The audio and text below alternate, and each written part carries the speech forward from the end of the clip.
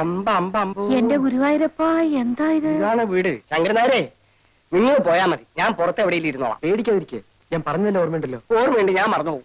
വല്ല വഴക്കോ വെക്കാനോ വേണ്ടി വരുമോ? ചിലപ്പോ. അയ്യോ, വഴക്കട ഞാൻ വാണോ, ഇതിലും ഭേദം വല്ല ധർമ്മക്കാരും പിടിച്ചോണ്ട് വന്നാൽ മതിയായിരുന്നു. തന്തയെന്നും പറഞ്ഞ് നടക്കണം.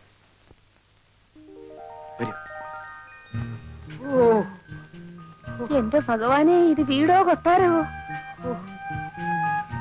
ലക്ഷ്മിയെ, എന്റെ തല കറങ്ങണം. അമ്മോനൊരു കാര്യം ചെയ്യും, ഇവിടെ എന്ത് നടന്നാലും അനങ്ങണ്ട, മിണ്ടാണ്ട് ഇവിടെ ഇരുന്നാ മതി. അപ്പൊ വല്ലതും നടക്കുവോ? വല്ല അടിപിടി നടക്കുവോ മോനെ? അതൊക്കെ ഞാൻ നോക്കിക്കൊള്ളാം. അയ്യോ, അവിടെ എങ്ങാനും വയ്ക്കടോ അലവലാതി തന്നെ കെട്ടി വലിച്ചുകൊണ്ട് വരാൻ പോയത് ആവത്തായല്ലോ.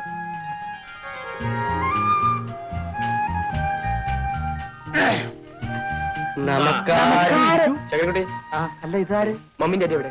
മോളുണ്ട്, വിളിക്കും. അയ്യോ, ഇതെന്ത് പറ്റി? അതൊക്കെ പിന്നെ പറയാം, വിളിക്കേ.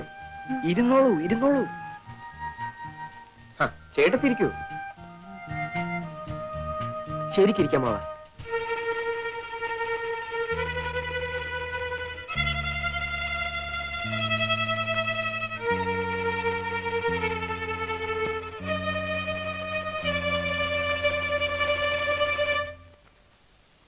എന്താ എല്ലാവരും കൂടി ഇങ്ങോട്ട് പോകുന്നത്?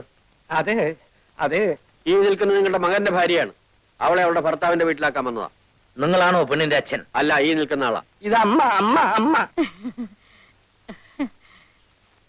ചേച്ചി, കഴിഞ്ഞതെല്ലാം പോട്ടെ, ഒന്നുമില്ലെങ്കിലും നമ്മള് പെണ്ണുങ്ങൾ. മാറി നിൽക്കൂ. ലക്ഷ്മി, ഇങ്ങോട്ട് പോര് പോര് പോര് പോര്. തന്റെ പേരെന്താ? ദാരിദ്ര്യൻ നായർ. ഞങ്ങളെ അറിയിക്കാതെ ഞങ്ങളുടെ മകന്റെ കല്യാണം നടത്തുന്നത് ഇവിടുത്തെ മര്യാദയാ. അതിപ്പോ നിങ്ങളൊന്നും പറയണ്ട, കുട്ടിയുടെ അച്ഛൻ പറയട്ടെ. അയാൾ പറയില്ല. അയാൾക്ക് ദേഷ്യം വന്നാൽ ഇന്ന് വിറക്കേയുള്ളൂ. പിന്നെ വല്ല വെട്ടോ കുത്തോ വല്ലതും നടക്കുമെന്ന് പറയാൻ പറ്റില്ല. ഇവരെ കൂട്ടിക്കൊണ്ടൊന്നും നീയാണോടാ? എനിക്ക് വേറെ വഴിയില്ലായിരുന്നു മമ്മി. ഇത് കണ്ടോ, എന്നെ ഇവിടെ തനിച്ചാക്കിട്ട് ഡാഡിയും മമ്മി വിനോദിനെ മാത്രം കൂട്ടിക്കൊണ്ടുവന്നില്ലേ? നാട്ടുകാരെന്നെ ഖരാവ് ചെയ്തു. എന്നിട്ട് അവര് തല്ലിയൊന്നോ? നേതാവ് വന്നില്ലായിരുന്നെങ്കിൽ അവരെന്നെ കൊന്നേനെ. എനിക്ക് സംസാരിച്ചു നിൽക്കാൻ നേരമില്ല. നിങ്ങൾ ഈ പെൺകുട്ടിയെ നിങ്ങളുടെ മകന്റെ ഭാര്യയായി സ്വീകരിക്കുന്നോ ഇല്ലയോ? സ്വീകരിച്ചില്ലെങ്കിൽ എന്ത് ചെയ്യും? എന്താ ചെയ്യാൻ പോണെന്ന് കാണിച്ചു തരാം. വരൂ കുട്ടി. അയ്യോ, നേതാവ് പോകരുത്. ഡാഡിയോടും മമ്മിയോടും ഞാനും സംസാരിച്ചു നോക്കട്ടെ. എന്നാ വേഗോട്ടെ. മമ്മി, ഡാഡി, ഒരു മിനിറ്റ്.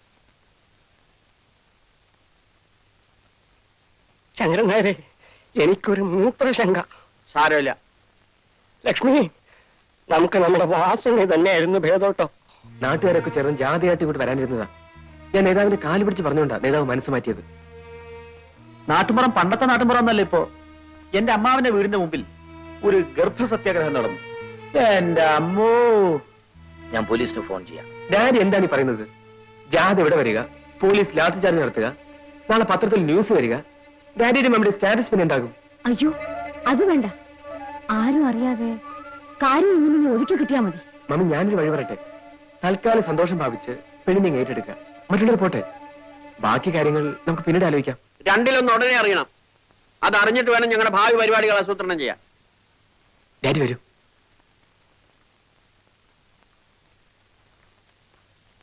ഡാഡിക്കും മമ്മിക്കും അവരെ അറിയിക്കാതെ കല്യാണം നടത്തിയുള്ള പ്രയാസമാണ്.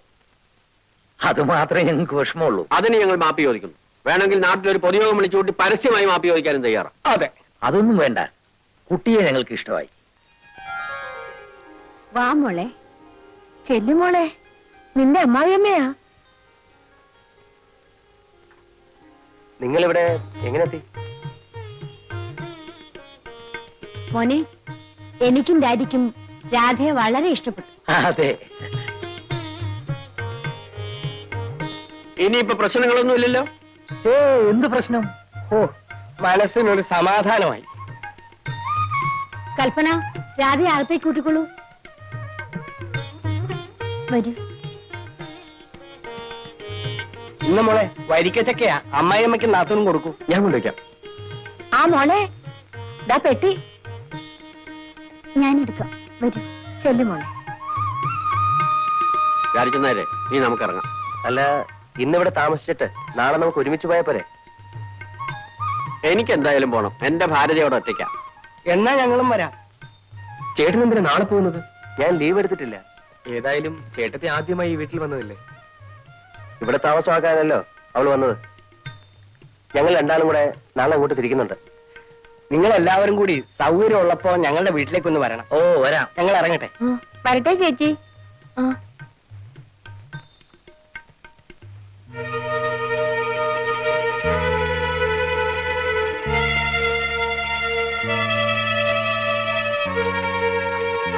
Darling, take it easy.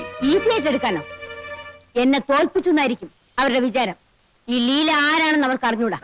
Then what is your plan? എന്റെ വിനു മിസ്സിസ് തമ്മിയുടെ മോളെ തന്നെ കല്യാണം കഴിക്കും. അപ്പോ ഈ കുട്ടിയോ? അവളെ എന്ത് ചെയ്യണമെന്ന് നമുക്ക് ആലോചിക്കാം. ഇതാ, ഇതിലേത് വേണമെങ്കിലും എടുത്തോളൂ.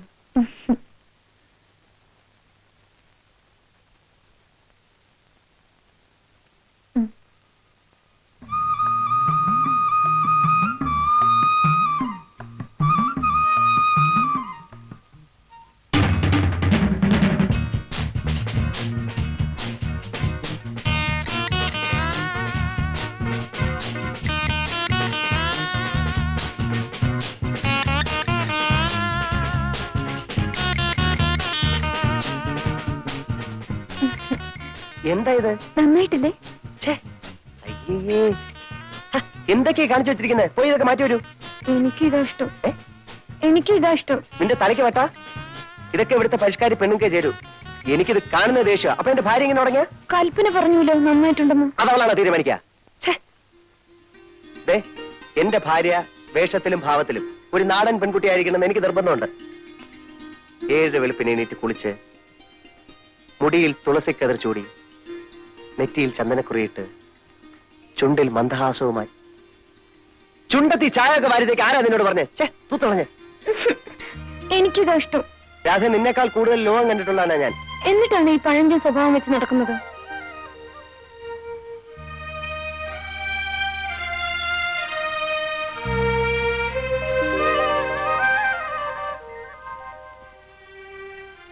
സ്കൂളിൽ എന്റെ കൂടെ പഠിച്ചിരുന്ന വാസന്തി കണ്ടിട്ടുണ്ടോ? ഞാൻ എങ്ങനെ കാണാനാ? അവളുടെ കല്യാണം കഴിഞ്ഞ് പോയ ശേഷം ഒരു വരവ് വന്നു. മുടിയൊക്കെ വെട്ടി മുട്ടുവരെയുള്ള ഉടുപ്പും ഇട്ട് കാണാൻ എന്ത് ചന്തമായിരുന്നു. തന്നെ അശ്രീരായിരിക്കും. എന്തായാലും അവളുടെ ഭർത്താവിനെ പോലെ അല്ല ഞാൻ.